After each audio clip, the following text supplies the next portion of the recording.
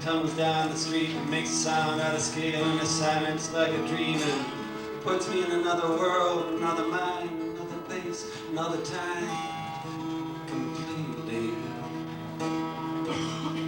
You wanna know what it means? Well, don't ask me.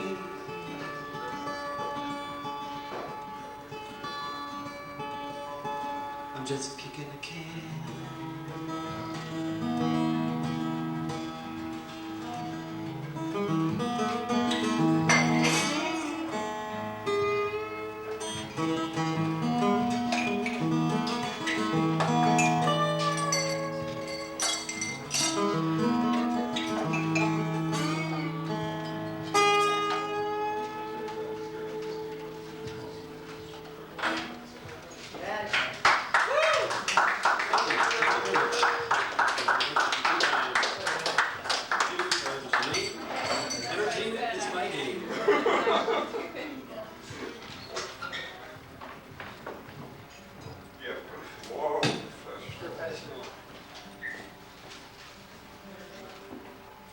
That was Jim Bouchard.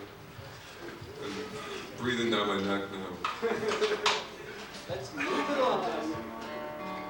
Guy with a somewhat similar haircut as mine, a little more thatched. Ready? Would you please welcome the inevitable Greg Cavanaugh.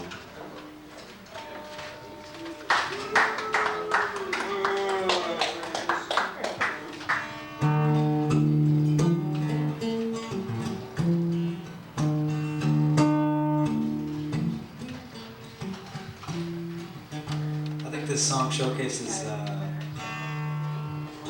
my recent influence of Jim Bouchard on my writing.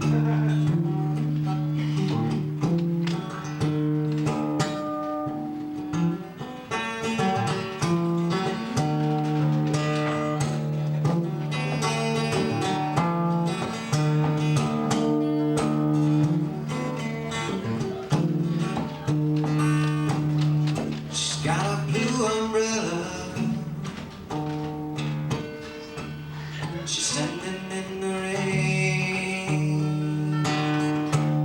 She droops like an iris,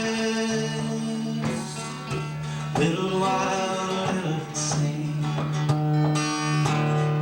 Wanted to call her, but I didn't know her name.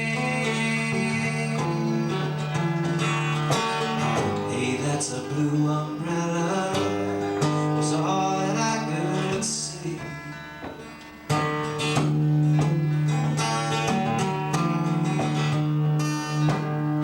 She's got a blue umbrella, big brown eyes. She keeps them wide open, but still she seems surprised. The sight of her own feet on the sidewalk, the swoosh of the cars passing by. Yeah, she's got a blue umbrella. It seems to me she's trying to hide.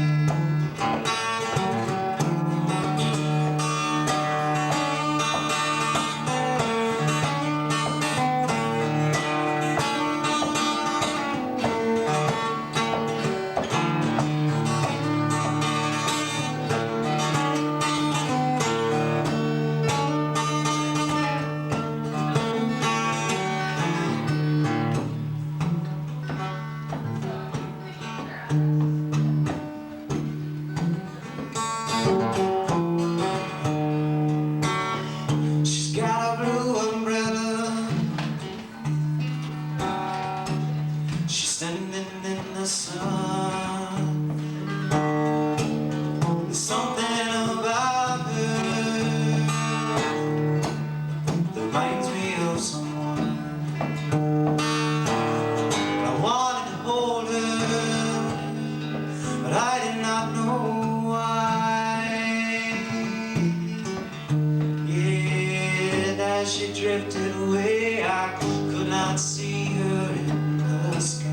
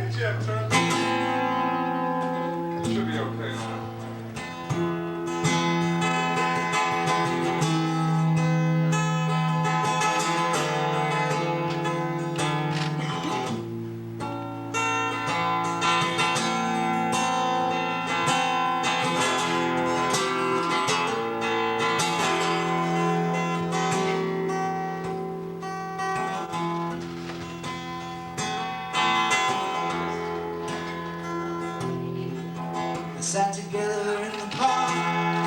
It was in the evening, the sky grew dark. She looked at him and he felt a spark tingle to his bones. So then he felt alone.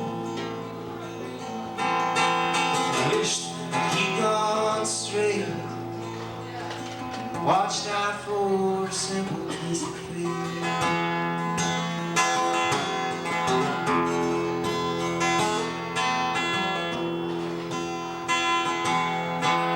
Walked along by the open house, a bit confused, I remember well. Stopped into a strange hotel with a neon button so bright.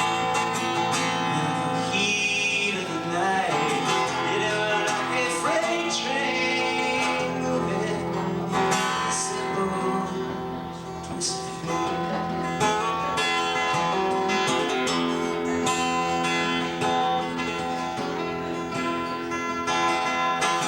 Saxophone somewhere far away.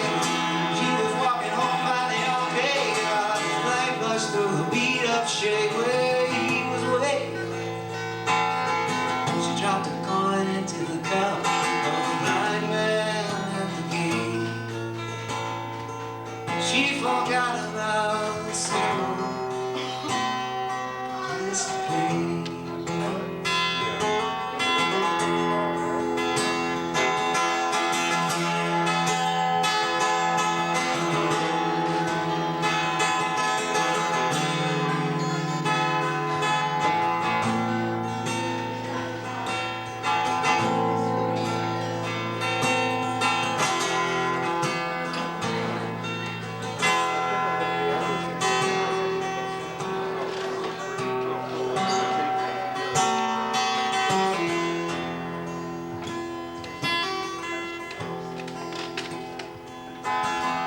He woke up and the room was bare. He didn't see her anywhere. Even told himself that he didn't care. Pushed the window wide. He felt an emptiness inside, which he just could not relate. And he found us this so much twist of fate.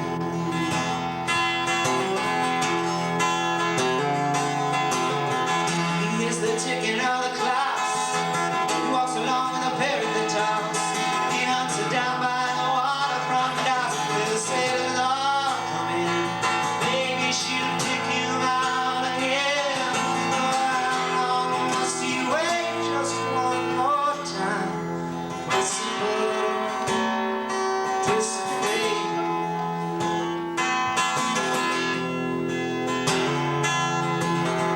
I still tell me that it's a sin to know and to feel too much within.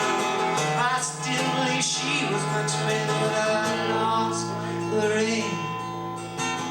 She was born in the spring, but I was born too late. And I blame it on a simple twist of fate.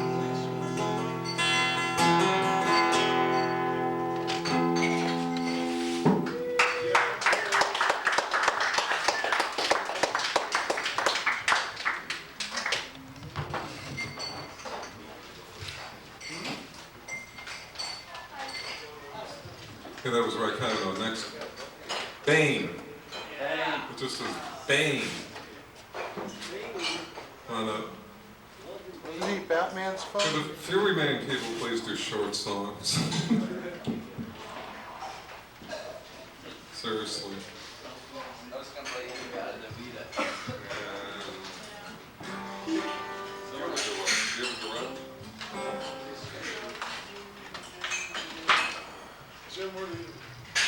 They're in a wave, really. You can still.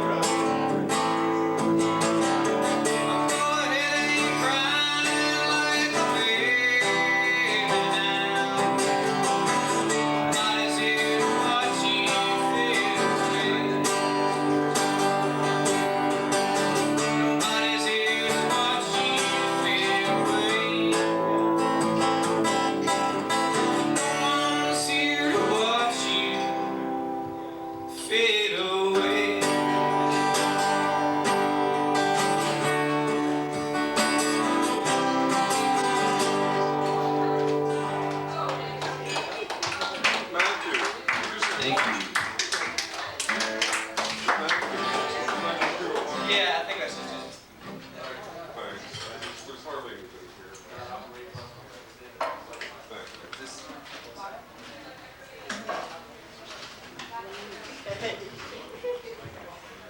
Yeah, I'm sorry for cutting people's 2-song sets down to 1, but I don't know. You wanna go to bed? Yeah, well, there's been like a lot of long songs tonight. It does say 7 minutes on here. Okay, so Kyle, you're up for your own song.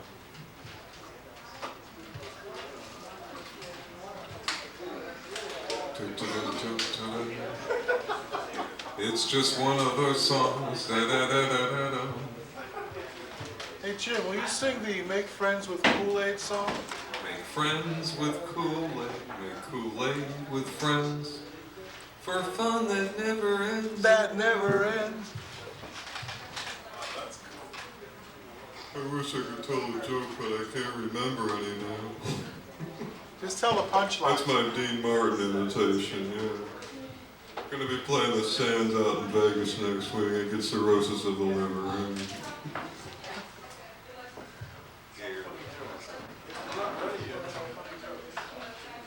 Funny jokes, funny jokes. Hit it. Come on, don't fall. Keep throttling.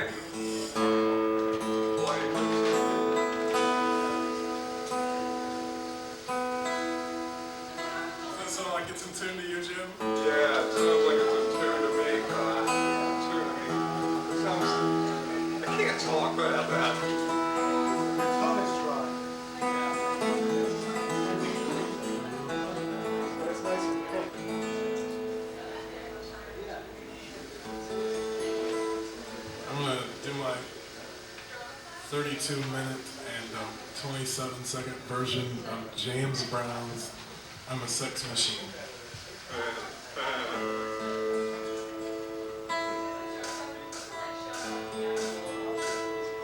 It's coming. I like it. It's Sex Machine. It's coming.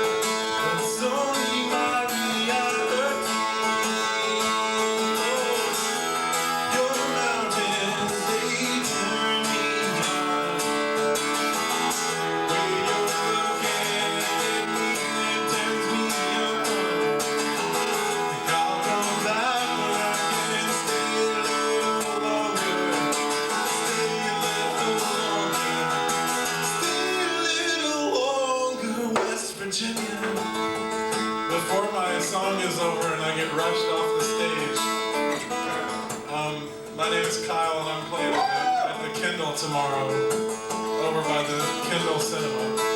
And I'd appreciate it if you would come and check it out.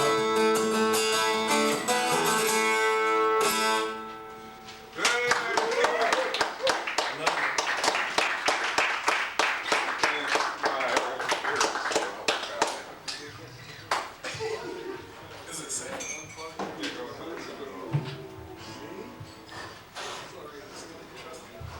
End of the night. End of the night. Okay, that was Kyle Schreiber. He's going to be playing at the Kendall Cafe tomorrow night. Okay. And our last host tonight. Would you please welcome Erik. Erik is here. Oh, Jesus.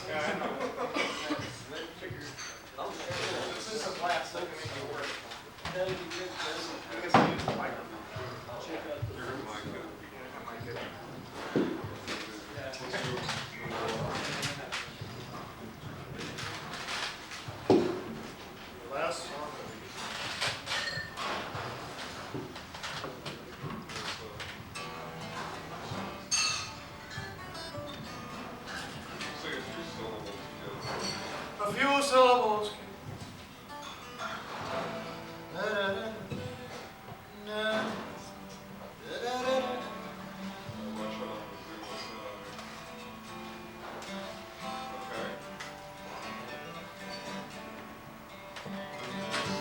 I'm only sitting because I'm on vacation. Hey! Let's hear it for Yeah, I'm a street musician most of the time. So I'm also on vacation from the streets of London. I played it 4 times yesterday. Every time Jim sees me, the poor guy, he comes down in Davis Square. Every time he comes through, I'm playing the same song. I don't play that song all day, Jim. It's like I do it. I do limit myself to twice a day usually. Once in the morning when I'm starting out, warm up, and once in the evening when I'm cooling down. I'm gonna write a song. You're going to write a song? I'm gonna write a song right here now. You're going to let us in on the creative process, huh? It's this song I wrote about a couple years back about what happened to me when I got bit by a rattlesnake. It's kind of weird. The only out-of-body near-death experience I've ever had. So I tried to recount it as much as possible.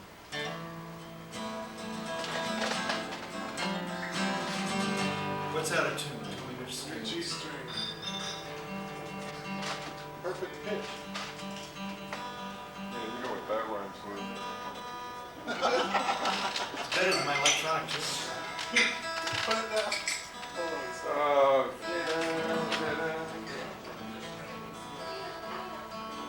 Your G's getting sharp, man. You better C sharp or you'll B flat. You better. Is that it?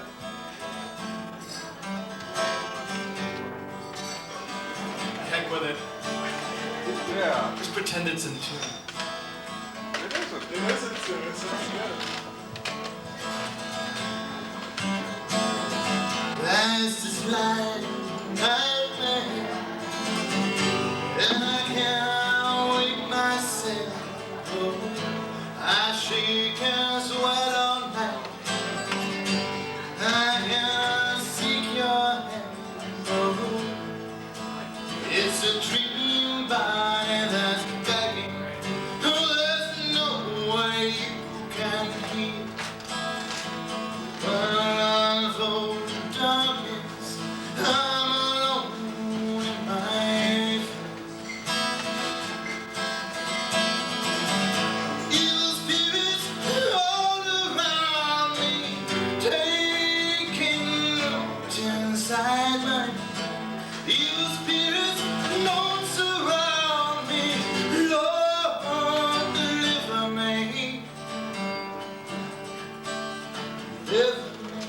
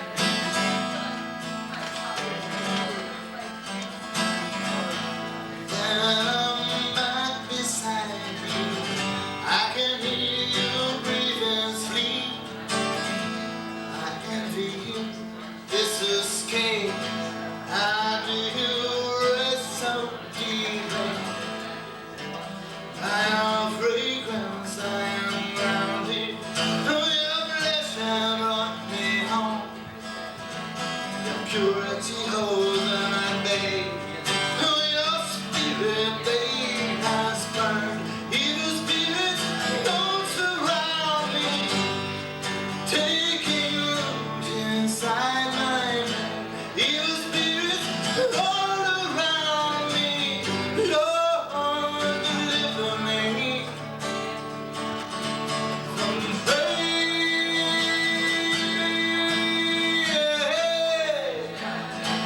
Lord, deliver me from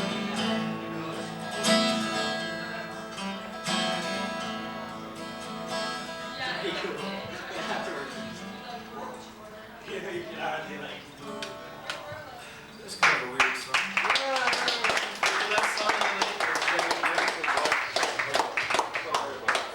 Jim, man, you're hard. We Yeah, sang he's a hard 3 man. hours. 3 hours. I'm sorry, guys. I'm sorry. I'm gonna give you one song. No, you're not. Jim, thank you. Thank you, man. If I play it, I'm gonna say it. If you play it, say it. Well, that was live at Cafe Liberty with Jim Bouchard, Rader, Bain, Schneider, and Erik Astaire. You are tuned to Noise Party. Stay tuned. I believe we'll be having Stone Soup Poets up next. And thank you for tuning in to Noise Party.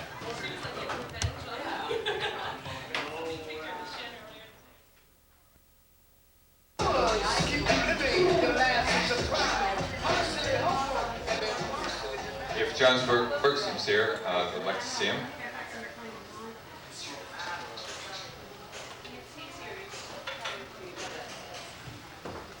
Oh, John, okay. Yeah, I just saw her. No, everything else is set, and we're just gonna put Louis Wall and Creeks down.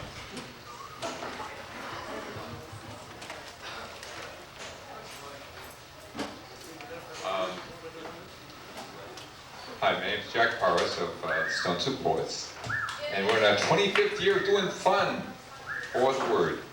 And with the help of people like Jerry Faison, who was suggesting some of the lighting, so that this comes out for our friends and family for 11 years out in Cambridge, Cable End, where we're seeing 9 o'clock every Thursday night at Channel 19, and then on Seminole Cable every Monday night from 11 to 1. Last week, we had the sad thing of doing a memorial for a really wonderful person who I never met, but had some contact with and enjoyed their writing. And so Jan Kerouac at 44, 2 years younger than her, well, 2.5 years younger than her father when he died, passed away, and very regrettably in difficulty, litigation, all that awful stuff. So I'm thinking, Jesus, here's Jack Kerouac, who I idolized as a writer and as a young man, and did all these things based on some of what that movement was about. So I wrote this. Starts out with me sitting there in the old days down at J.P. Wertz, smoking funny tobaccos, just to make the place think out a little while we drank the beer. And then I drifted to Jack Kerouac. So this was written 2 days after the memorial for Jan Kerouac, but dedicated to her nonetheless. So I took a long, slow drag of this present. We can never ever know the fragile moments after. This sink into every episode thoroughly, because there ain't no others. You see, they say the olfactories do the best job, hooking precisely the active mind in each to that which had been experienced. So thinking of sad Jan, she of the broken beat father, and of the endless nowheres and the evers that did, and they quite really, given the circumstances, couldn't have. I mean, I rest the case. Because he was more fucked up than she, really. He got the real seeming jailbreak, then tripped over the invisible wire and they strung out in the field. So he ran football fast through the daylight, only it was like the Tennessee Williams lone athlete puzzling over his plight, and everything it had always seemed had been so right, but this night, or whatever, and whenever, and all the promise is gone. So he suffers, twists in that strange wind of fortune with dollars here and there and notoriety and shit. Famous, I guess, to boot, but lost out there in it all. And what the fuck's an autograph to a sailor in a leaky ship or the train's not hooked up right? And that wasn't in the deal. I mean, what the fuck you saying to me? That wasn't a deal. I mean, Denver's 6 inches away on a map. And with solid buddies and yeah, done. We're skying without trying. Columbus, you're in no hole. Your ship's a no-show. We're discovering, uncovering this incredibly sexy, baby fat America all for ourselves. Because we're real enough to groove it, know it, feel it through khakis or surge guard. We've got it, hits, bits and pieces from everywhere into the horizon of the passage. We are deliberate in moving on from everywhere and forming the passage. We are deliberate, and it means something. Fuck it, we are it. Do you hear? So you stumble out of the absurd self-centeredness of a maybe. You academians built it on all the obvious failures of applied form, and naturally, we hold up pretty good, except you can't fool kids' real life. Now you hear me, Jan, the growing into the possible from the back of a speeding car in Kansas. So we, no, she, the mom will have to take care of it. She'll have to do, I mean, I'm doing the serious work. I'm taking apart a whole society for our perusal. Total microscopic examination, nothing, and I mean we, this. Nothing will escape our sincere angelic examination. We intend to save all through our powerful souls, through our feral dance with words. Fuck the H-bombs, the real energy is transformative and lives in the skinny gut of each of us. And we're yelling 22,000 hallelujahs to that dude somewhere. It's like the everything of every one of us chasing us down, chasing him down, him accountable in the end. And this is our music and this be our quest. And my daughter, you were born at the wrong time to the wrong man. I love, but gotta figure it out. I mean, before I'm any of use to anyone at all, you hear? Please hear. Meanwhile, I'm waiting for you, waiting in Mexico or wherever. And you'll be a perfectly formed, wise lady with the heart of your mom and dad. And we will kneel beside and tell all the truths and visions we have encountered. And it will be good when I get back for all of us. We'll be perfect in some final understanding of it all. You weren't supposed to be born, but you were. Maybe me either, not that. I mean, I can't say it, so you're not the special person, but only person outside myself since Gerard to think about in him. I can only say because it was outside and inside me. But you, like a gift or a curse, you just came before I was ready, and I still ain't. And fuck you! I can't do more than I can do. And I do love whatever you're supposed to mean. You the person, what a question, what a question. I think I'll wait until the trains squeak out on the rusted track, then check back.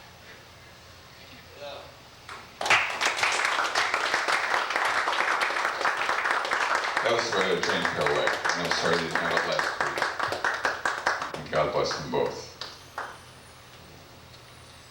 The mummatological Letif.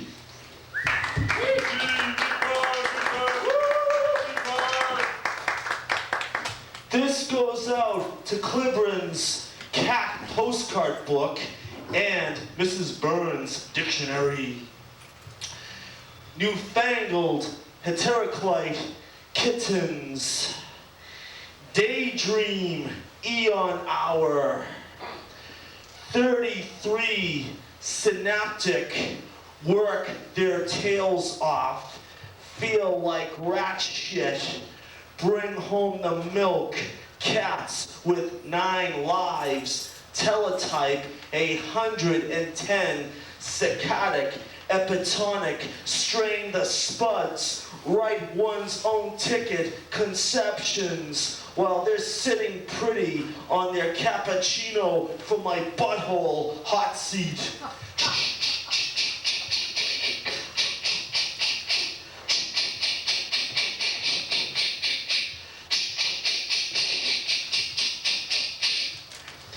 Exercising once every 7 days.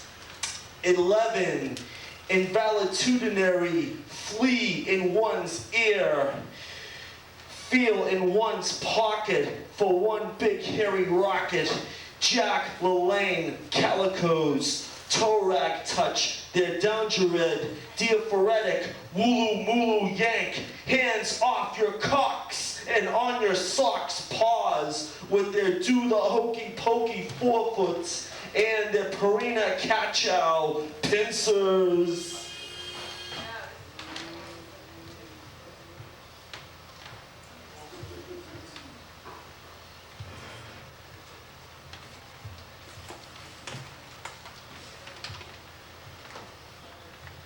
Turn the finicky feline page.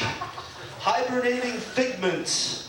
My ontological, turbulent, disrupting, dilatory, wanking tortoiseshell sees logs inwardly in his Dell syndrome.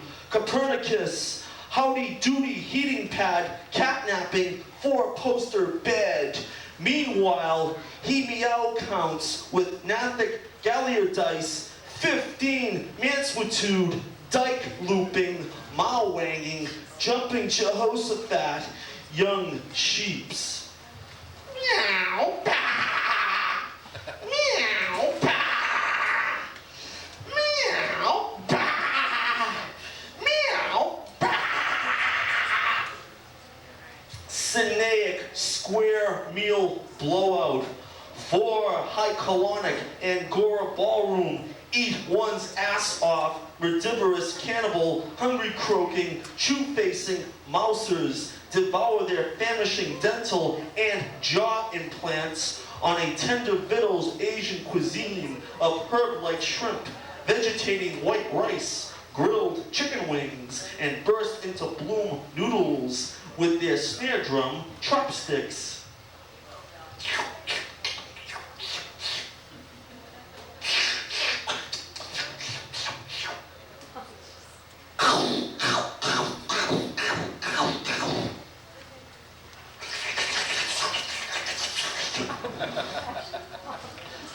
Boogalooing on the spearscape. 3 neuronal, leaping platonic scrotal gluteus minimus, sing like a canary tabbies, are gay dancing on one's lips, their tush biting where pigs wear perfume, Aztec two-step, greasing the floor, shake the dew off the lily, waltz of the toreadors, uninterrupted on the cosmic egg McMuffin, Rilkean-hearted, suffragette city, absolute and acid, rosebudding, misty mountain hop.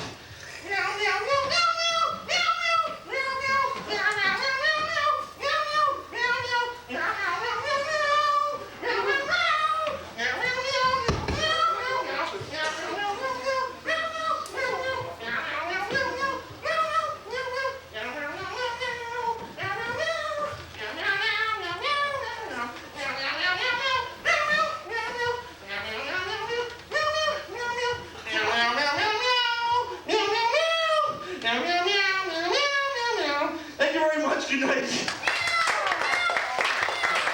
I got books for sale for $1 if anybody's interested.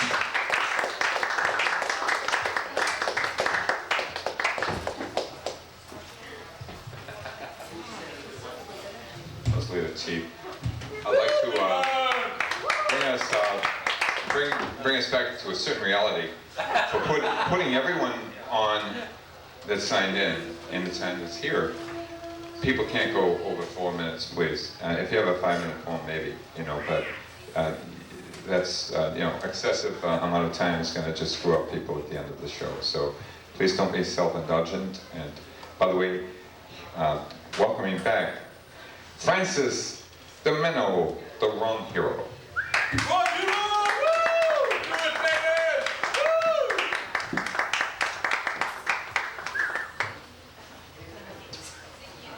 On the way over here, I was thinking, everything is coming my way. That's because I was driving on the wrong side of the Mass Turnpike. Einstein was in the passenger seat going, this bears out my theory of relativity. And now an important announcement. The annual meeting of the Society of Bitter Hermits and Outcasts will not be held today. or any other day. Before I read my poem, I'd like to tell you a little bit about what I believe. I believe that the moon is a giant ovary, and that's why we shoot rockets at it. Okay, then let's look at it this way. The moon is capitalism. It's big, it's white, it sits there and does nothing, and it has a lot of pull. That's more like it. And the sun is socialism. It's big, it's red, and sooner or later everybody gets burned. For that matter, a socialist is a hobo with a PhD. And politics is sports for people who are too fat to run.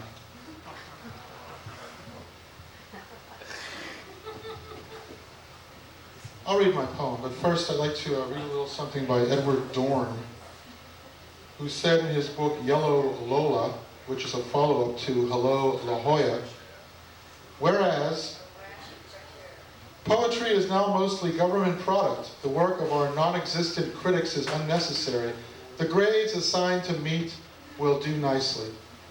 Prime, choice, good, commercial, utility, and canners.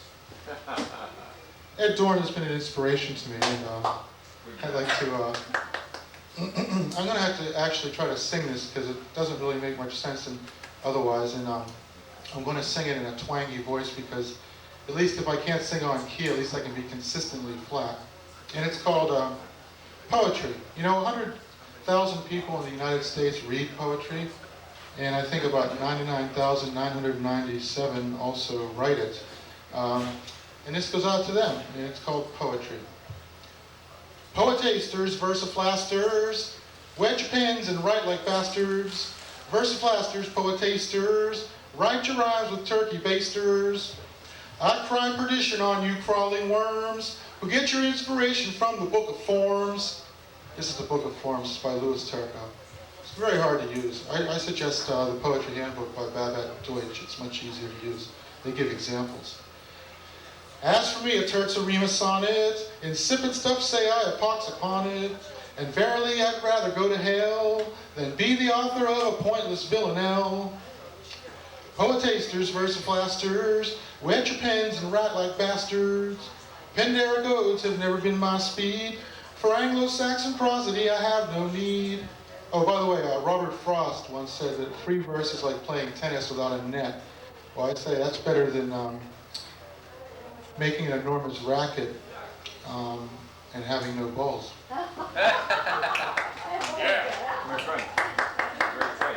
Okie dokie. Octave rima is impossible to rhyme without a metronomic beating out of time, and time enough to stuff a needle through a camel's eye, or a camel through a needle's eye, and soon to stick a needle in a camel's thigh.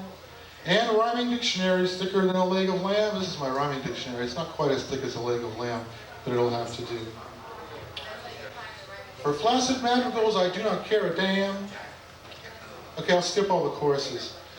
I find rhyme royal a royal pain, belabored camp belaboring my brain. I cannot bear, and sooner would I write a cynic suckled in a creed of spite. In dogged doggerel as I plow through now, and beat my pens to plowshares come what will, I will not write hendecasyllabic swill. That line had 11 syllables. I cannot understand it anyhow. Come all you fancy rhymesters and mark me what I say. Scribble your gibberish in your filthy rue. Fill reams and reams of foolscap till the crack of doom. And specialize in forms so difficult to write. They must have been invented by some evil sprite. Console yourselves however so you may. Nobody's gonna read your poems anyway. Thank you.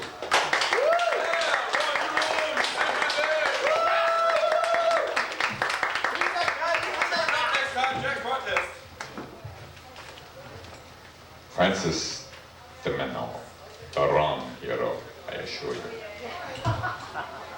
Thank you. Listen, if everyone looking at the clock, and please do that. Please keep yourself to 4 minutes if you're in the open section, because otherwise we're going to really screw up tonight. Okay, our next reader will be Erik Nelson.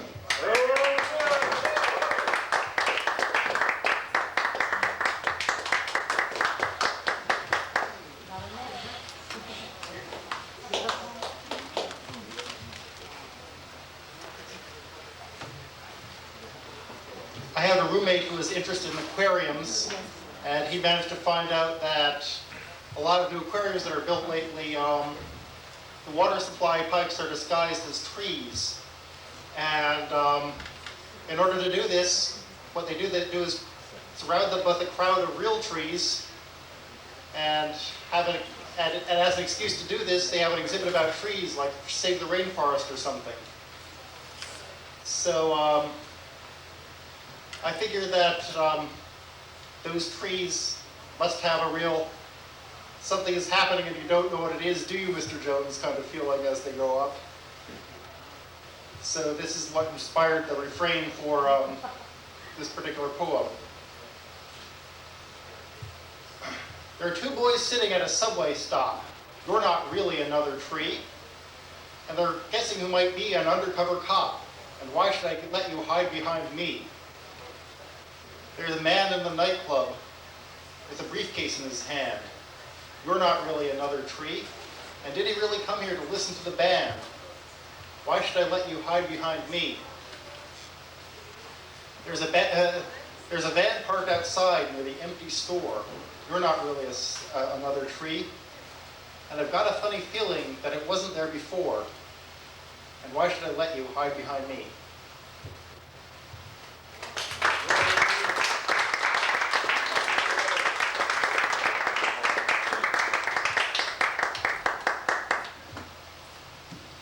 Erik Nelson. Thank you, Erik. Bill Morgan, welcome back. Good to have Bill Morgan one more.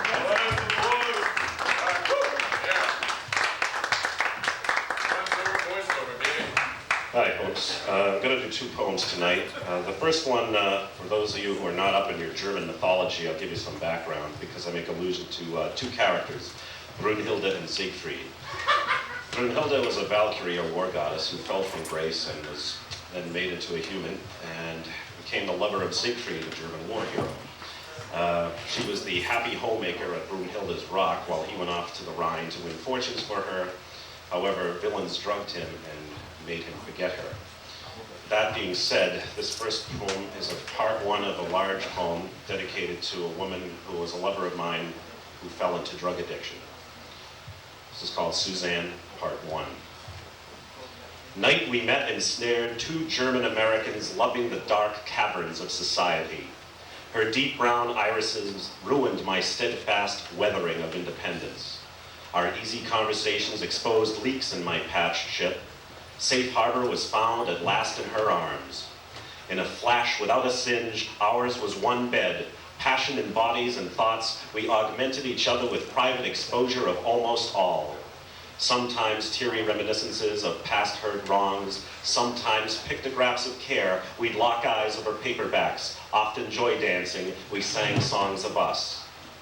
Clocks went spinning as days turned to months, then years. My successes and excesses waxed and spent. Time came, 1994. I became $ depressed, a capitalist impotence. Suzanne, imbued with sort of success, supported our USA dream, as I was now inverted like a wife at home. She would run out after work with friends who enticed her need for notice me. I'd stay at home assured in 4 years together trust. Unseen precipice was met. Brunhilde's rock with a twist. She became roaming Siegfried while I waited for my lover's return, a fallen Valkyrie. Where once we lingered in nightclubs, teasing Mephistopheles and laughing at those people playing in these grottos until lights on last call bellows sent us home together. Now she was twirling the dance floors with thin-skinned mask-wearing folk offering white powder enticement.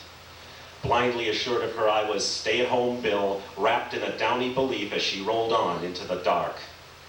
A chasm was made by stimulation overload with others who shunned devotion. Those folks wearing bright colors, fashioned to hide their hollow souls, clasped my lover to false god embraces. This quick-fix crowd filled fissures, while I wallowed in our den, sedating pint by pint, as Suzanne powdered her nose in bathroom stalls.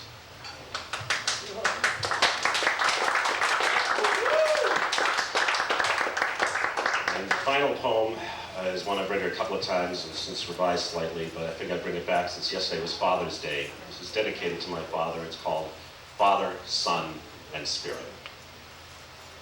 You wouldn't take an ambulance. I was your chauffeur to an antiseptic white demise. Mom doted over you from the backseat, staring at sightless eyes, bulging with fright, fixed at the ceiling of my car. Is this the way you wanted to go out with Mother and me? Driving toward the setting sun, blazing orange night through a dirty windshield, cutting your breathless features. 79 years of pain and problems seemingly released in one last struggle with the ceasing of a heartbeat. But the emergency ward staff ripped you from the car onto a stretcher to a kind revival. With you blind and gorged on tubes, they jump-started your heart. Your last words will echo till my thoughts pass from me. Comatose and intubated, did you hear my last farewell? Thank you for baseball. Thank you for your humor. Thank you for your love. I love you, Daddy. I do love you. Goodbye, Daddy. There you were, lying on the right side of your crumbling body, heaving from some breathing machine, prolonging the inevitable. With a tear budding in a glazed left eye, somehow you saw deep inside me, when suddenly palpitating eyebrows resounded, "I'm glad I had you, son." Amazing how good you looked, laid out in that casket, thick white hair perfectly combed. Now you're down by a river, wearing your best suit, waiting for resurrection. Thank you.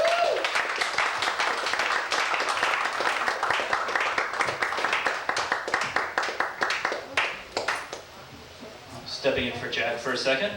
Thank you, Bill. Next we have Chief Autumn Tree.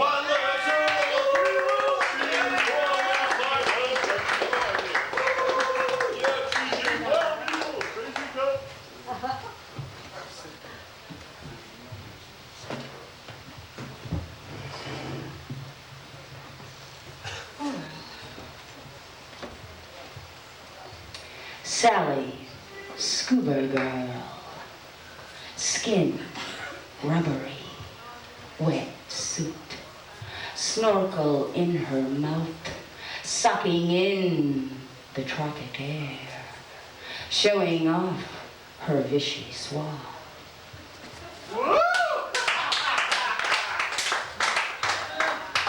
Patron Saint David, making fine paper products. Since Bible began, 9 out of 12 apostles agree. Home of the double-edged pen.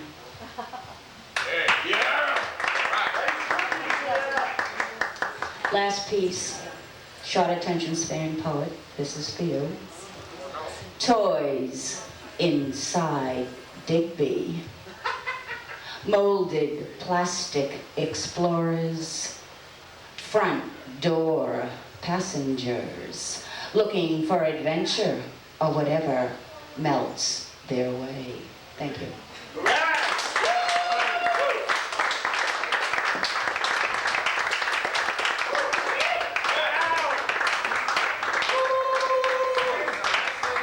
Thank you, Chief Autumn Tree. Next we have Meg Brady.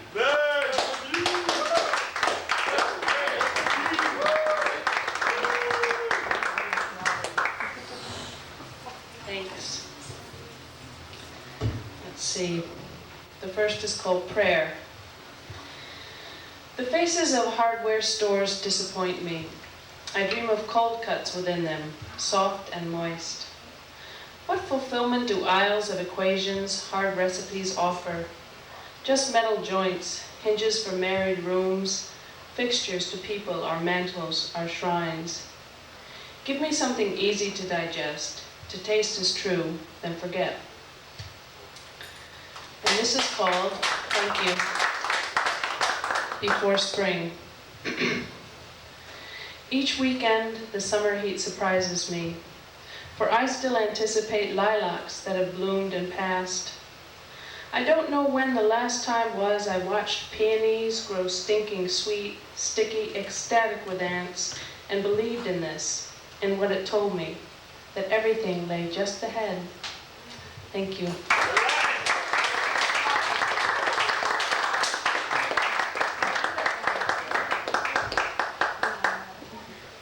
Thank you, Meg. Next, Mary Ellen.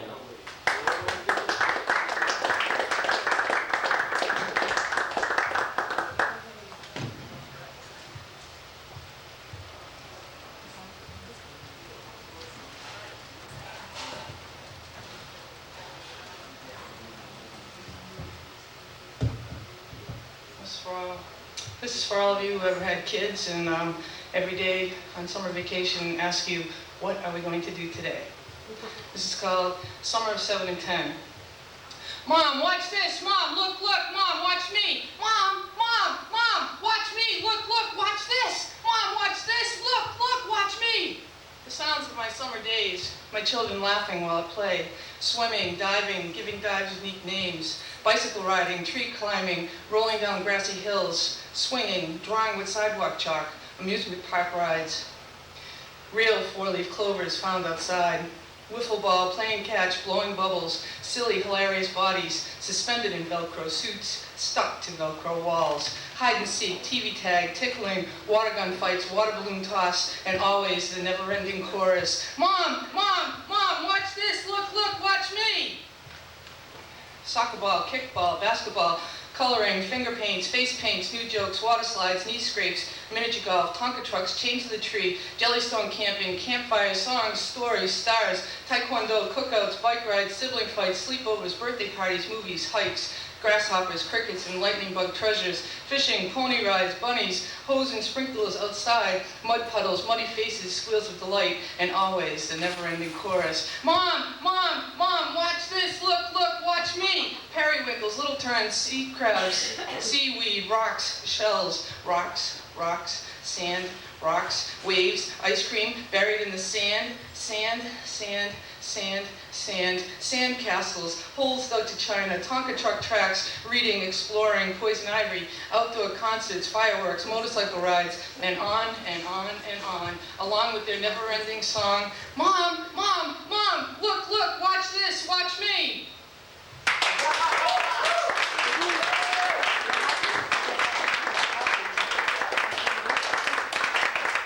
Thank you, Mary Ellen.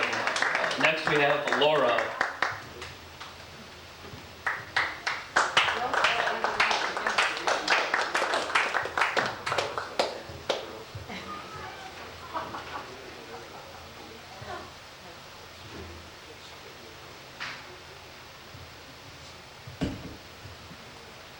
This is called Superficial Freaks.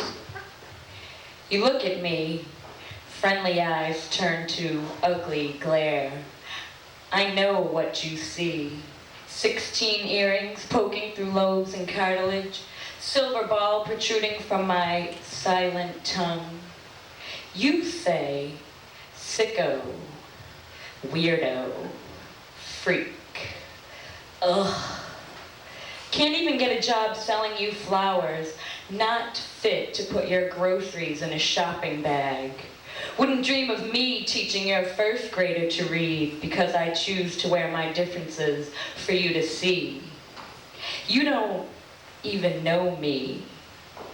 Anyway, most of the good jobs are taken by molesters, serial killers, psychotic stalkers, disguised as priests, Boy Scout leaders, cops, doctors, who look just like everyone else. They try to fit in.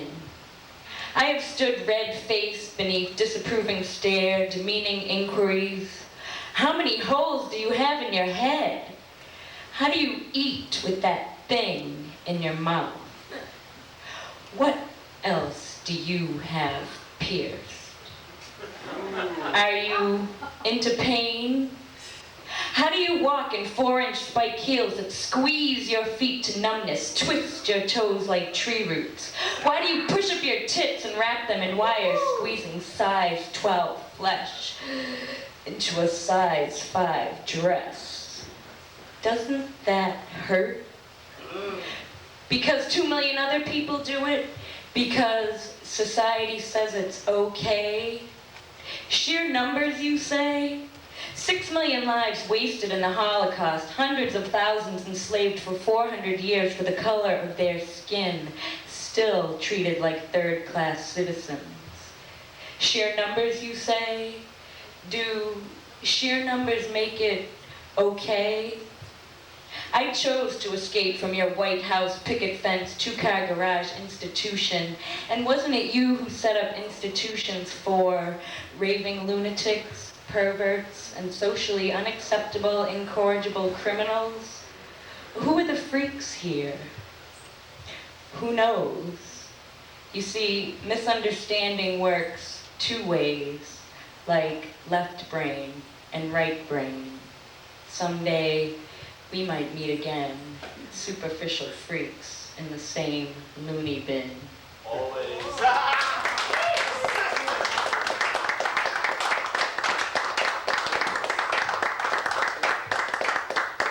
Thank you, Laura.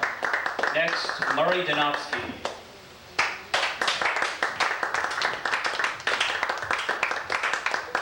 I'd like to explain one of my favorite poems by William Butler Yeats before reading it. Lapis Lazuli.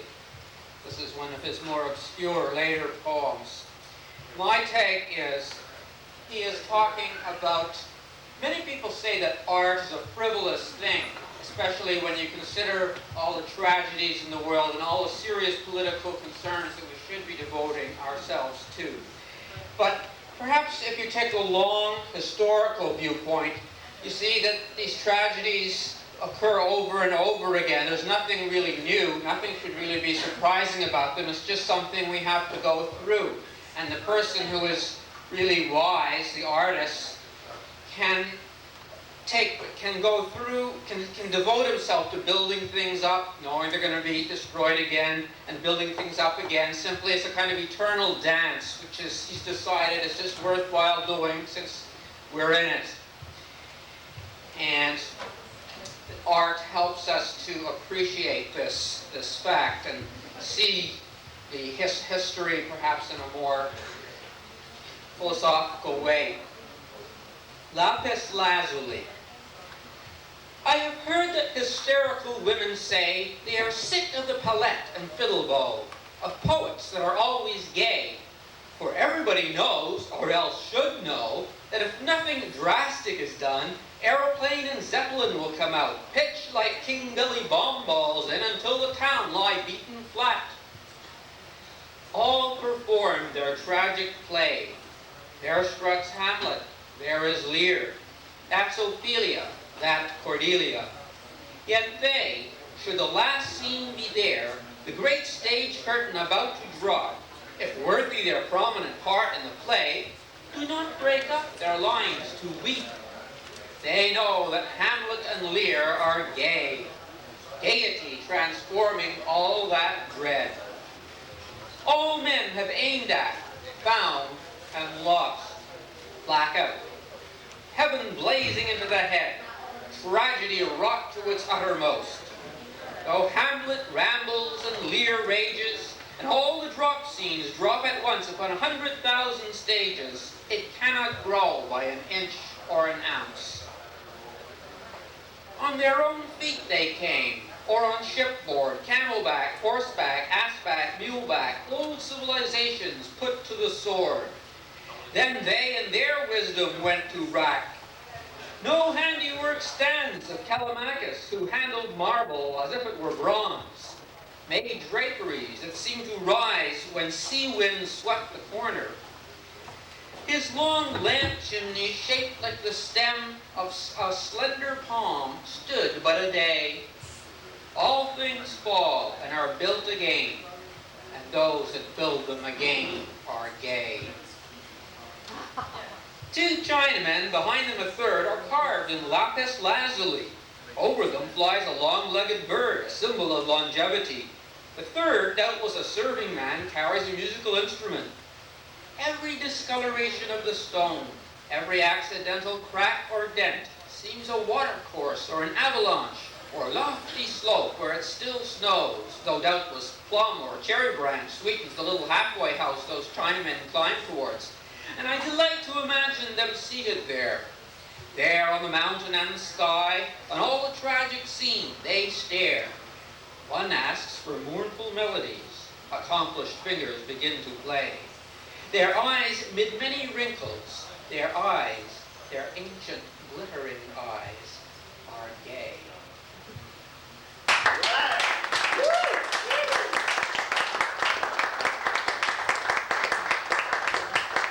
Thank you, Murray. Next we have Matt Boston.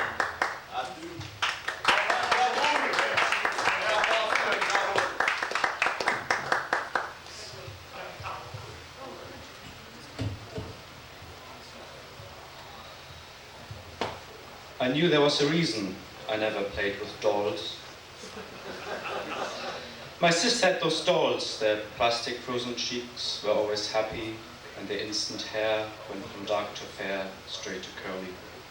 Their limbs would squeak when she tried to make them speak. Sometimes she would take their bodies all apart and then begin to cry, puzzled by the piles of sockets and connectors that resulted. I was exalted when I stuck them back again, not too many parts. And most of them were strangely hollow, I remember, especially the dolls which would pee on your knee, could not hold food, not even milk. Other dolls had pointy breasts and lobster legs, sometimes tricky to squeeze in and out of swimsuits. Last she would take off the socks which never smelled, those intricate rituals of striptease, seducing Ken, or was it Jack?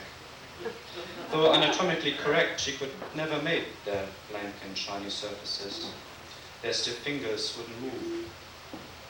My sisters must have known by then these dolls couldn't do a single thing, and their ever-smiling faces were often hiding streams of leaky tears.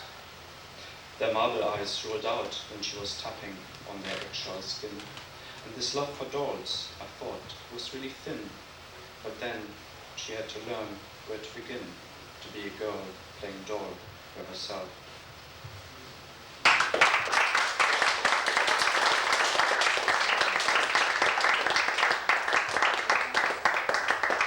This is an older one on a similar theme. Life of man in TV ads. Man is a baby. Da, diapers flying overhead. Mama, he knows he's not a girl, but a food fighter swinging tablespoons. His hair is shining bright like a star onto the sky. Man is a child. Yummy, mummy, orange juice, splatter friends, machine gun toys, bathed in plastic mud, active, like with the sunshine's endless energy. He raised his hand in class, good vitamins and parents. Man as an adolescent boy. Cool man, cool, a rebel label, cap worn inside out, there are chicks in town, and his is the biggest ripped jeans look. His auto shades, sex and funky, today he kissed a teen girl, hungry man, hungry. Man is a man. Whoa, man, immaculate, masculine physique, tune-tight, muscled bod, razor-sharp, he puts the lotion on, sudden mirrors beam his understanding eyes, soft and dramatic smile. Penthouse condos, playboy cars, his swimming pools quiver with the power, and all because he's natural with portaphones, wealthy, ever so generous, money, clearly no concern. Their models lounge on carpets, fireplaces flicker with fulfilled desires. But tonight he won't be loving silently, working out or organizing, philosophizing or screenwriting. The night is raw, and he's wild, an untamed hunter in the city clubs, on a search for girls who look like trouble. He shall be flirting with them heavily, through his double face and leather eyes, intrigue and dance them to exhaustion, make perusal their pulsing bodies. In his hand, a premium beer or cigarette. Tough, soft and fair, such men reach at extremes of football, golf, the motorsports, or the time they parachute and stand on surfboards, however high the waves or thin the air. Relaxed with friends, joking of another distance killing, constant congratulations from teammates, his feet placed on computer desks, directing shake hands and jubilation as shares go up and up and up. Finally, the wedding scenes are just like dreams. Fathers-in-law are well pleased, male babies are shoulders flat, punched like another buddy at the bar. Oh, he'll be faithful just maids and TV screens. Man as an appendage to the family. Mumble, grumble, mumble. Then when a man should reach his middle age, it really gets absurd. Ads simply use him as a nerd. What is he good for? Well, paying the bills, putting out the trash, losing all his petty cash, and scratching hard his belly and the hair that remains somewhere. It's his job that eats him up. His life was lost to his career. He may be company director, but in his house he's as helpless as a child. Oh dear, he has no energy or brain, and his body not a pretty sight. Kids, go out and play. Nay, what product can lift this misery? Something to put him into gear, make him dance and prance around like a teddy bear, or something to get him fired up in bed instead. Man is old man. Incredibly wise, his white hair moves. He still lives and loves his wife. It must be the insurance. And he reads to his grandchild storybooks, shows old photographs of all his life and the vacations till last year's down in Florida. Perhaps it's all the pills he takes that make him look like Einstein and have him laugh with satisfaction at his life as the man in TV ads. But not just on TV, in real life too, men are successful. They simply have to be.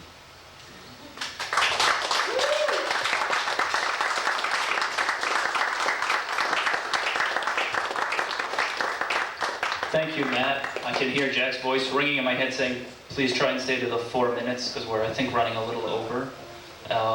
Next we have Andrew Hanna.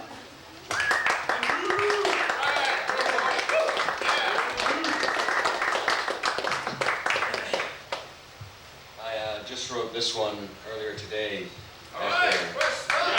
Preston. Unfortunately, it was right after I saw the aftermath of a boy getting hit. He was on his bike in Jamaica Plain. A boy got hit on his bicycle, and it didn't hurt a bit. I went back to my block and took a few reefer hits. I bolted all the windows with new vending locks, sewing up 3 pairs of pants and 1 baseball cap. But somewhere under my pasta dish, roars, mother hysterical and father fierce, and pacifying assurances from onlookers and neighbors. He's okay, he's okay, he's okay. I finally got out of my pad and moved muscle sore, watching traffic speeding by on my way to this poem. He's okay, he's okay, he's okay.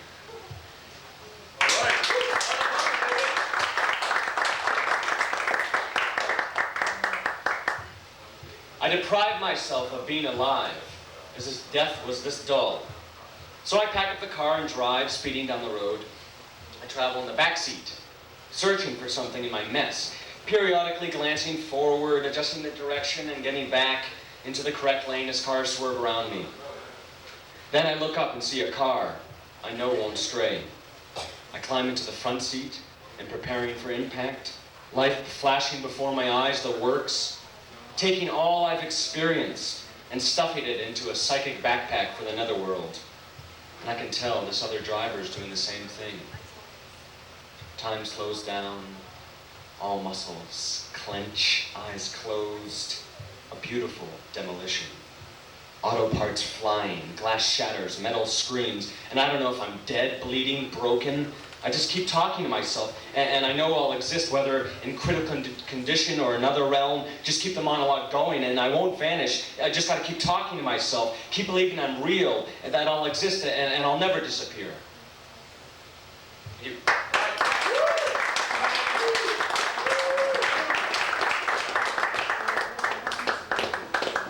Thank you, Andrew. Pardon the pronunciation. Next we have Christopher Arshagra.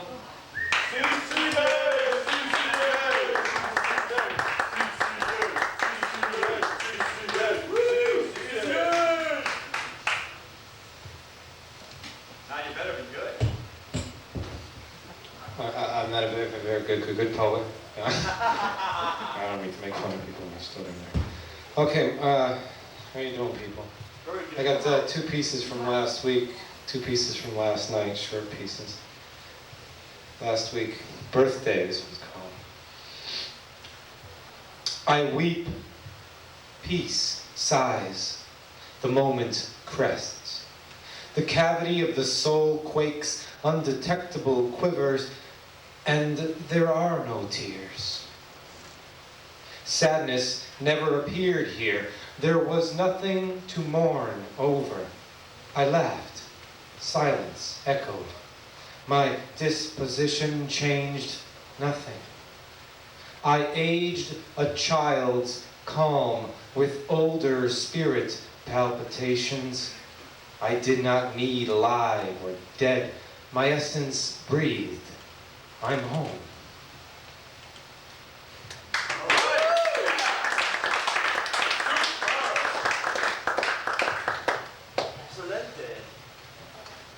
Planet Peace. Rise above it, and the equilibrium of all uncertainty waits with precision. Universal truths harbor here and now where the void is. The main mast stands naked on the ship of being. All the winds of time rush by, motionless. Yeah!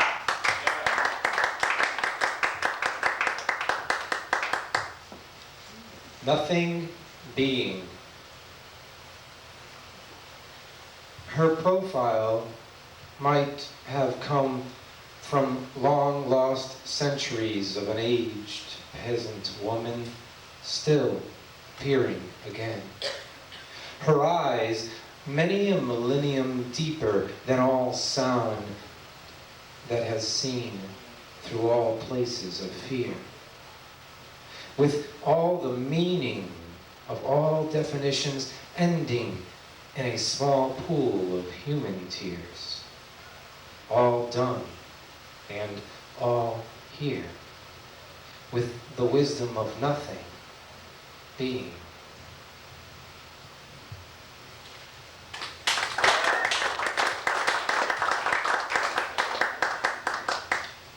Angel of Death. The angel of death, she appeared to me. Oh, the amazed eye that I experienced, her showing me she cares about me. I rolled inside the churn of this enveloping emotion, the sensuality of her all-light saturation vacuuming me up her, dissipating under her bed cover, wrapping me with the wings of her impossible to contain space, tapping me where I live, in the joy of every moment, ending, fresh nothing on my lips, and empty openings everywhere at once. Thank you.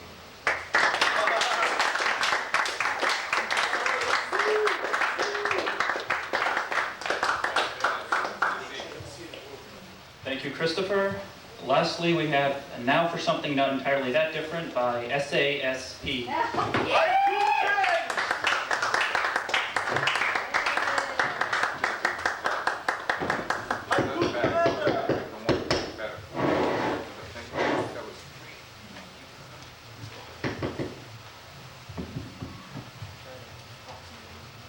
And now a golden oldie dedicated to the Sex Pistols. Yeah. The Who sells out. There appears to be a law against everything. Submit, perform, submit. Yeah. Censorship? Fuck censorship! We don't need no fucking censorship! Break the language, feel its terrified moistness. as you spread its grammatically correct legs and deflower its perfect spelling. Rape the language, fuck censorship. Submit, submit, conform, submit. Woo! Follow the leader, be a breeder. Follow our leader, be a believer. Submit, submit, conform.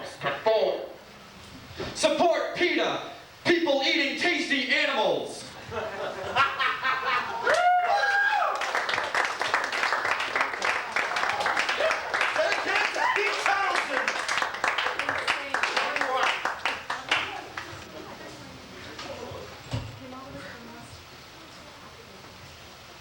Guess what? We're at the end of the first set of open readers almost. When I said almost, S.A.S.P. Stone Support Radio is on the air. We bring you a very important message from the Stone Support Radio Cafe. I am the host, Jockey Pommes Frites of this wonderful program. And you're probably wondering, how can I, Jockey Pommes Frites, go blasting through the time and pick up all sorts of crazy cats and different ranches and porks? And you're not, it's all because of my many listeners across the airwaves and the time. Space-time continuum means nothing to us. And so we have many people from the audience who have been possessed by the spirits, the matter spirits of the deceased parts of all the ages, to come on my show and let the spirits speak through them. And I will ask them questions, and they will answer, and they will read some of their wonderful work. And it is a wonderful thing, it is beautiful.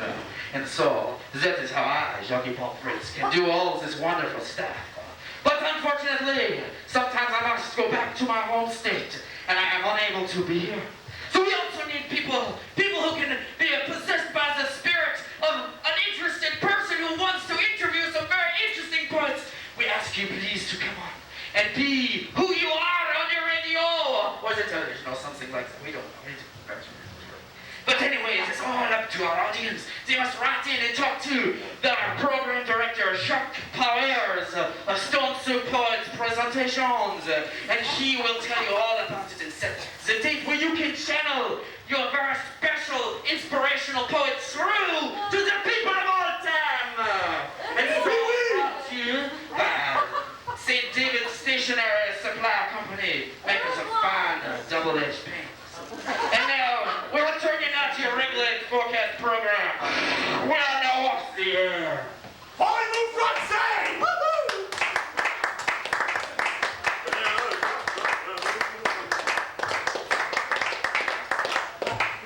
you know. Several years ago, the Stone Soup Poets tried a couple of things called Stone Soup Poetry Cabarets, and one was our generation, more or less everything that's in the room, which spreads over 4, 5, 6 generations sometimes. And then we did Paris in the 20s, and then last year we did we tried to do Greenwich Village in the 20s and 30s. Kind of fun stuff, and people play in the role and the costume thereof and try and evoke that period. And so, with short attention span, what we've come up, because he had this great idea, well, it'd just be this crazy radio announcer from wherever he is in society, in the world, and he just pulls a couple of people together from wherever they happen to be after they're dead. And so it's truly bringing, it's the Dead Living Poets Society, or whatever, Living Dead Poets Society. But they're going to come back and they're going to know what happened since they died. They're going to know a couple of things. But mostly they're going to say, really what I meant by this poem, listen, let me hear it. This is what it is for me. And they're going to give you your shot on one of the most important poems they ever offered. And I can say Pommes Frites is the best announcer I ever ran into as a poet person. And I played 2 characters with him. So we're going to be back here next week with that. Yeah, Pommes Frites, I guess. Yeah, well, olfactory, I mean, everything is there, you know, it's edible. I mean, it's okay, depending on the grease, whatever. So, we're going to be back in, with Margot Lynch, if, well, we can. We're going to be back in a very short time with our first feature. So, with 5 minutes of time, and I want to especially thank all the people who read in the first set. Let's have a hand for all our open readers. And I want to do a special thank you to the folks who played different roles here, but Mike Sessling covering, I appreciate that very much. Thank you, Mike.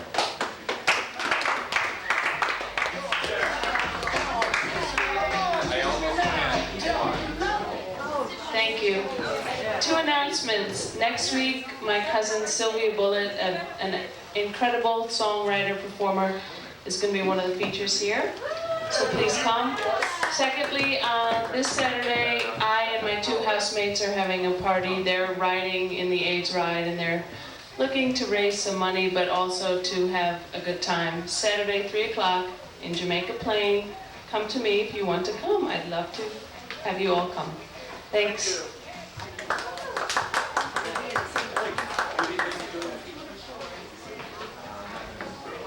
Another quick announcement. My house, which is somewhat of an artist collective called Pan 9, is having a gathering on Sunday, this Sunday the 23rd, for the solstice. It will have film, music, video, performance, and paintings, and poetry by Jack Powers. So this will be the 23rd at 8 o'clock. I have cards if anybody's interested, and some are strewn about. Feel free to come by. It's over in Rugg Road in Alston.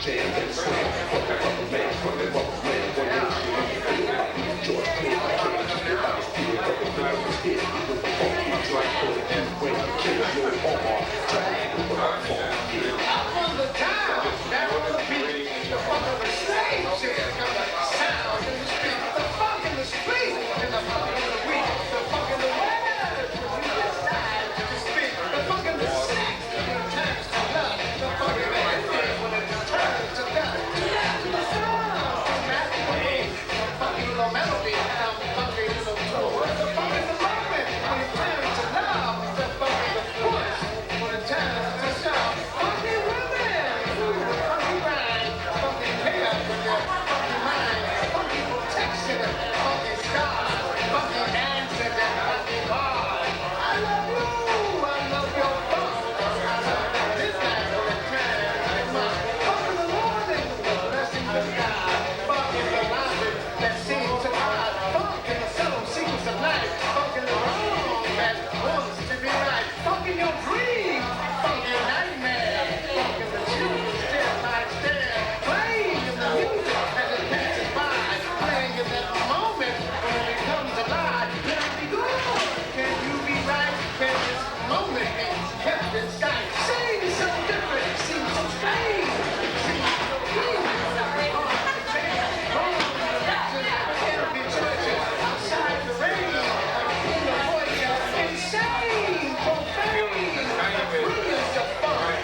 The soul of life, the funky rough. That human element in the very least. That funky moment that comes the beast. Play that fun. Ooh, play it good. From the boys in the band to the boys in the movement. Ohio players being true to the game. The funkadelic and their funky name. The funk being shared. The funk being real. The funk of the musicians and the funk of their thrill. The funk of Memphis and the funky blues. The funk and the rhythm. Wow. Hey, dude. It's the tune, rap and soul, rhythm, blues, reggae, and rock and roll is the cornerstone of all music, my friends. So we the money find in the era, amen. More than the music, pumps a lifestyle, and I'm going fast and the cold hardcore. The part is really becoming the funk, giving the beat to everyone else. Cause the spirit of the funk is life itself.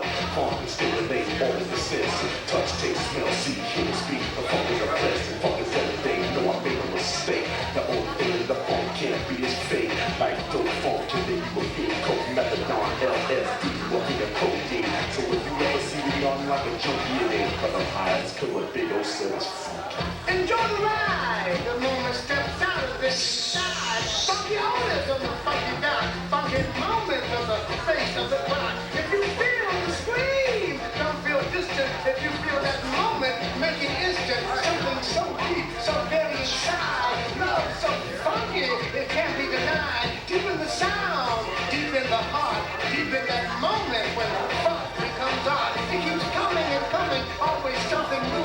It keeps being tried while staying true. Hey, so Erik and James Brown, Little Richard, the funk of the town. Ready to start for picture time? The funk in his mind becomes the funk of the land. The OJ, the jail, so very funky. Smokey and the miracle of Smitty, Smucky, funky little twist. Jerry Basin. We're ready for Jerry Basin. Julie Stone covering the camera. Jerry Basin, light and sound. Let's have a hand for both of them. Thank you. Thank you both. And for Bunny Beliz and Miles for their hospitality here at TT the Red's Place every Monday night. Waterstone support.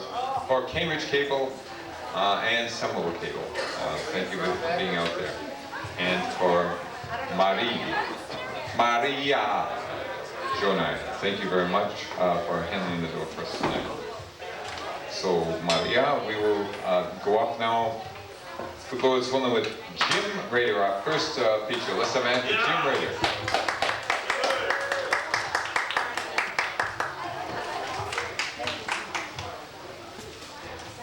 Hello.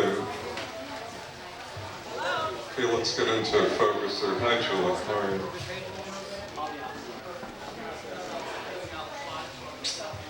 Okay, this is my first featured reading in a long time. I used to hang out at Stone Soup a lot, like several years ago, and the last 3 years I've been mostly playing music, but I still write, and I appreciate Jack calling me up and giving me this spot. And this first poem is one that I wrote recently, and it's called Chain of Jerks. What I need is a rhyme or reason and a keychain that won't explode every time I make contact with the spirit world. Yesterday's stamps, ephemeral, lost, like the single kiss in the broke-down movie house. Garcia gave them the finger, then collapsed like a general whose privy designs got rejected by the funeral parlor that no one ever needs. Castro's sofa is reduced to a meaningless prop in a disastrous B-movie about disasters and things. The turquoise faction never did muster the balls to sway the dummies from endless default, and the lawnmower caught the tossed-away baseball card in the wrong spokes. The tuba giants, they all marched for windmill preservation, too comic to sing opera. They spread their wings and made jokes about rock and roll. The Anteaters Appreciation Society manufactured cardboard grunts in the form of pills. The gag headline in the false newspaper read, "Bitter pill to swallow." Lachrymose as a toothpick, I had to learn how to dance before I shared. Hey, better than nuttin'. Learn to appreciate the holes in your socks. They'll be your friends for life. Say, I've got an idea. Socks for women with men's holes in them. We could sell that on 42nd Street in New York City if the whole shooting match went kerblooey. And if it goes pow, well, no sweat. What I need right now is a diagram of a menthol cigarette from 1967 to clear the air. Pinball machines were fun until video machines rendered them second-class citizens. Then there were toys, dreams, drugs, and leftover cards from the 9th grade. Then there were periwinkle dishes with pinwheel smiles. I never knew love before. Then came you. Then came you.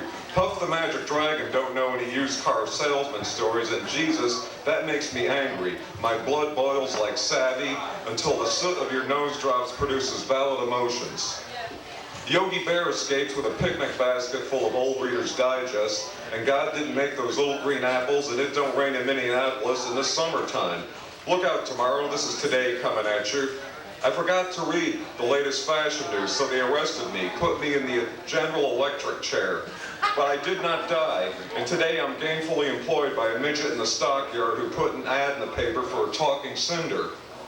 And whatever happened to Cool Mo D? Woo! That's the end of that one. Okay, now, I play music now. I play solo acoustic. I actually host a monthly open mic, which is on the second Monday of every month. Sorry it's on a Monday, Jack. Just fell that way. That's what they gave me. That's over at the Cafe Liberty, right over the street on Mass Avenue. Yeah, I play solo acoustic. I do rock and roll, folk. I don't do any jazz or classical because I'm not really a good musician. But you know, I have read my poems on occasion at open mics. And Adam Zubas, the king of rock and roll, is here tonight. Same to you, pal. That's for Adam. Okay, so this is a poem that I read at open mics that has been a hit. And the characters in this are rock musicians. They're two women.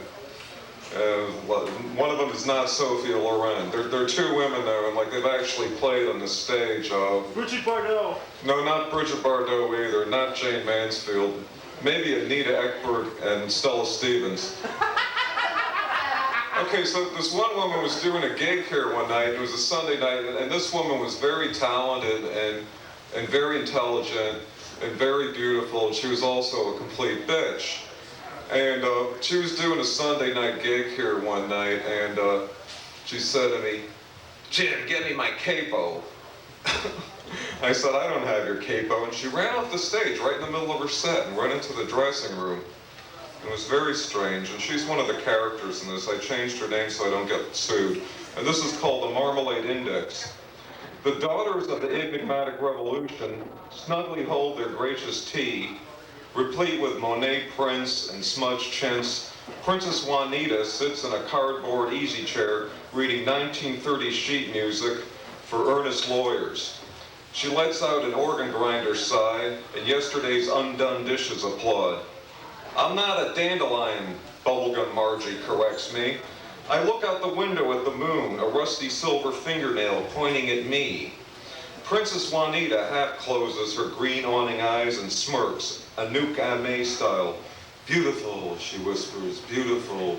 What is beautiful? The moon, the dishes?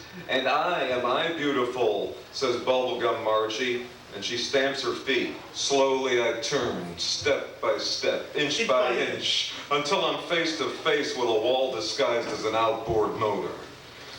Biloxi 6 walks into the kitchen, holding a pan full of homeless worms who fail geometry. I think that I shall never see a poem as lovely as Entropy. And Princess Juanita reclines. Now, take my advice, just take my advice, she says. And I can hear bowling pins in the alley down the street topple over. The world turns, Biloxi 6 hums The Old Rugged Cross, and Bubblegum Margie removes the pineapple upside-down cake from the existential toaster and dons a sawdust apron. She looks askance in wonder. If only I knew a term, a more appropriate term for crinkling, as in crinkling one's nose. And Juanita laughs by smiling. What you need, she throws her pink transistor ring, is a thesaurus of rhyming cliches. And Biloxi yawns beneath floor wax eyebrows. This isn't my mug of root beer. I refuse a piece of cake, and Bubblegum Margie throws the book at me before passing out cold. I notice the title, Rudy Valley's Favorite Recipes. Includes a chapter on sexist canapes. I dream of Sarah Nova exhaling old gold filter smoke from a minor league bleacher in Neptune, New Jersey. That's the end of that one, folks. Thanks. People always like that one, you know, so I thought I'd do it tonight.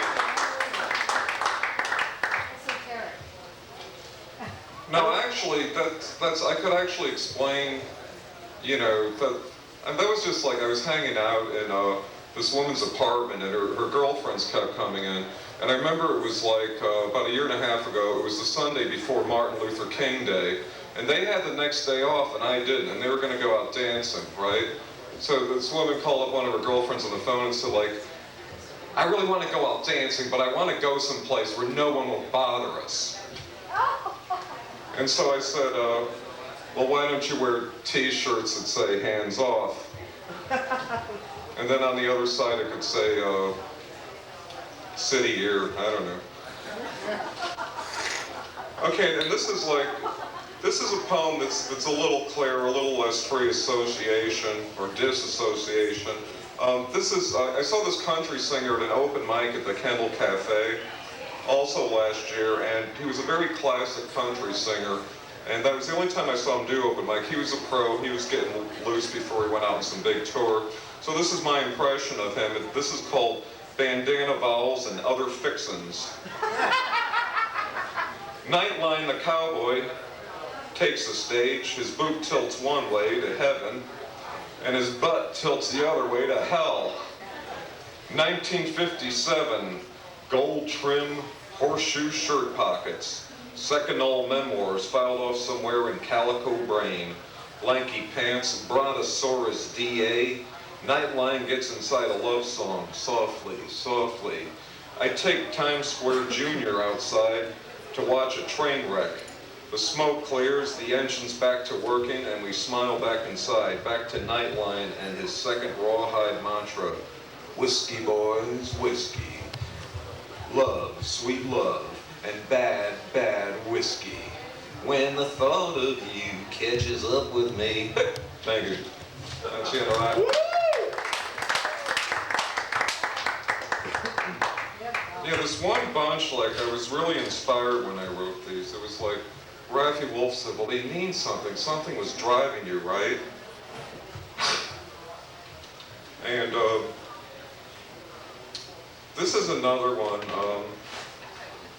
This is like about music and like just, it's very abstract, very surreal, but I'll let you in that this is about music and like the pursuit of music. But it's still not that serious. And this is called Baby's Gone, or Sunday After the War.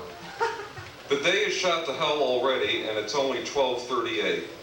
Solar eclipse fragrant as a new mown hand. We turn in our Windex dispensers and do the hustle. Sheep, that's all we are, sheep, says the blue coat, dragging train conductor who is ready for retirement. A door opens, a blue one. The conductor leads me in, beckoning a storybook index finger, acquiring kindly dented grin. This is your life, truant, he shouts like a deputy. The room is a winsome vault, shelves of torn comic book covers, cue balls with 3 or 4 scratches, back issues of Aviation magazine, and 13 non-autographed 8x10 glossies of Angie Dickinson fishing in Lake Nowhere. There are cartons of pine cones. There are Lucille Ball's bearings, rubber pencils, plastic bullets. There are thermidors and cuspidors, all in a dream where it ain't safe to wake up because it could be heaven.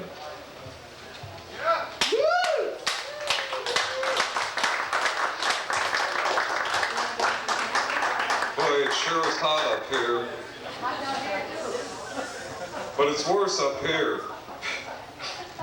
How am I doing on time? How much time do I have? I mean, not to live, to read. How about 8 minutes? 8 minutes? I thought you said hate. I thought you said hate minutes. No, love minutes. It's Francis DiMenno. The video was over here. Who also has been videotaping my open mic over at the Cafe Liberty and does a very good job. A.k.a. I'm giving away too many of your secrets by telling them that you're really the wrong hero. But he's not really the wrong hero, he's actually the Phantom. Did you like the way I said that? The Phantom. Okay, now this is a poem that I read at Stone Soup, like about 5 years ago. They used to be over at Charlie's Tap. And I really used to dig going to those open readings. I think Jack actually called me up to do this feature to get me back into reading more. And the way my music schedule is going this summer, I'll probably be back here more than once or twice to hang out. Because summer's a very dead time for acoustic, folky musicians. All the coffee houses close. It's like the literary season. So of course the poetry place is open. But anyhow, this is a poem that I read at the Old Stone Soup. And this is called the James Brown Story. This is just a bunch of song titles from old James Brown albums that suggested to me his real life story. And so we start, no, I don't think that one's in here. This is like more esoteric, you know. We got a funky president in the White House. The funky, yeah. There's a James Brown song that's not listed on here. There was a James Brown Christmas album with a song called Santa Claus Goes Straight to the Ghetto. I never heard that, but I used to like looking at the title and the record store. Anyhow, so this is the James Brown Story, 1962, cool, tough, pure excitement. And these are the song titles on that album. Have mercy, baby. Good, good lovin'. Love don't love nobody. I don't mind. Dancing little thing. Begging, begging. Come over here. Shout and shimmy. It was you. Just won't do right. You don't have to go. Tell me what you're gonna do. 1964. The unbeatable 16 hits. Try me. I've gotta change. Strange things happen. I've gotta cry. There must be a reason. Why do you do me? Don't let it happen to me. Can't be the same. It hurts to tell you. Gonna try. You're mine, you're mine. Fine old foxy self. Yeah! I'm not through yet, Luke. I won't plead no more. Messing with the blues. It was you. Parentheses, you made me love you, end of parentheses, I want you so bad. We continue with the James Brown story, 1964. Please, please, please, try me. Please, please, please. I feel that old feeling coming on. That's when I lost my heart. Chani on Chan. That's very enigmatic there. Chani on Chan. Hold my baby's hand. Tell me what I did wrong. Baby cries over the ocean. Begging, begging. Now that looks familiar. No, no, no, no. That dude it. I don't know. I walked alone. Love or a game. Let's make it. Just won't do right. 1966. I Got You, I Feel Good, sung by James Brown, Mr. Dynamite, Ski Party, Mr. Dynamite. That's how the title's written, you know. And then he has this mile-high process, where it's also like, you know, straightened out hair in a black man or black person. Used to be called a process. It was also called a conch. And it's so weird because it really looked like he was trying to do a black version of Bob Dylan of that time. Had his hair all teased out, but then the story was that Bob Dylan was doing a white version of Little Richard. But actually, they were both imitating Thomas Jefferson and Booker T. Washington. But anyhow, here are the titles from that. Good, good lovin', lost someone, I can't help it. I just do. You've got the power. Night Train. I've got money. Dancing little thing. Train. 3 hearts in a tangle. Suds. Love don't love nobody. And that was the James Brown story. Yeah! Woo! Oh! Let's go, man, you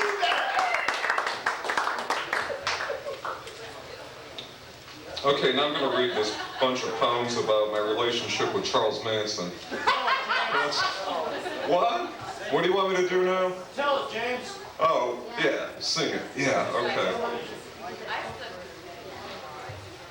Bobby blows away.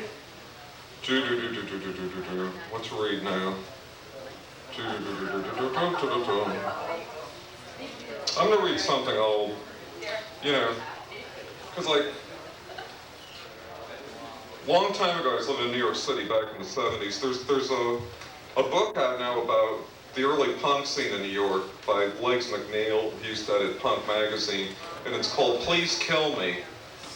And it's so weird because, you know, I'm hanging around like this wholesome folk scene for the last few years, and I have actually been more at home in that, you know, and I used to hang around the punk scene and get wasted, you know, and it just, I look at pictures of these people. I mean, there's a picture of a musician that I knew, Richard Lloyd, who was a very good guitarist who played in a band called Television. And, well, Tom was straight, but Richard was strung out on everything, and there's a picture of him in pajamas in Beth Israel Hospital because he was being detoxed, and he's lighting up a cigarette under a sign in this room that says no smoking. And at the time when I saw this, like I was, you know, very young, I was still a teenager, you know, and I thought that this was cool, and I look at it now and I go like, wow, this is really sad. But I don't know, everything's relative. And this was written around that period. This is an excerpt from a poem that actually got published in a little magazine called Slit Wrist. It got reviewed. It got reviewed by the Library Journal, and they said they liked me. Did I follow up on my poetry career? No, I started a punk band. But anyhow, this is a long prose poem. This is an excerpt from a long prose poem that got published in a little magazine a long time ago. And the title of the poem is Heroin with an E at the end. And it was inspired by my second girlfriend or something. So they go, Times Square Opera, Black Night Out. The crippled minstrels sharing the dotted lights. We are frozen movie stills mingling our current positions. Zoned, spellbound, all in an evening of logic. Psycho baby, I gotta be psycho baby. Take it easy, Frankenstein. This is the moment of space I waited for. A continuance for future travails concerning love. Infrared Coca-Cola screens coagulating mercifully. You're under arrest, said the muscular bleach blonde doper, the first half of a methadone tag team, who straggled their ropes, their veins out of cuter castles. We are safe, perverse imps disguised as a dim couple, fading into focus on the original crag, 8th Avenue. Spotted the word poetry on the basic theater mural above our reddened eyes. Bathed in borrowed crystal liqueur, tripped over quick flights, twisting ourselves just like last summer. The kingdom of heaven is bourbon, spouted the leotard drunk. As if skilled at benign leprosy of a psychomimetic variety, Keats' urban version, this flash has a memory. And I can tell you what that's about. That's about being on LSD in Times Square on the 4th of July. Now that's still cool, right? But it's like, there's nothing on, like I visited New York, I've been in Mass for 10 years. I visited New York about 6 months ago. I did a little gig in the East Village. And there's like nothing on 42nd Street, like most of the lights are gone, like on the old 50s movie theaters and everything. Like everything's just boarded up, and it's just, because I always sort of saw 42nd Street as being like this center of New York, you know, it is pretty much the center of Manhattan. And there's really nothing in New York anymore. It's sort of like this hip police state or something.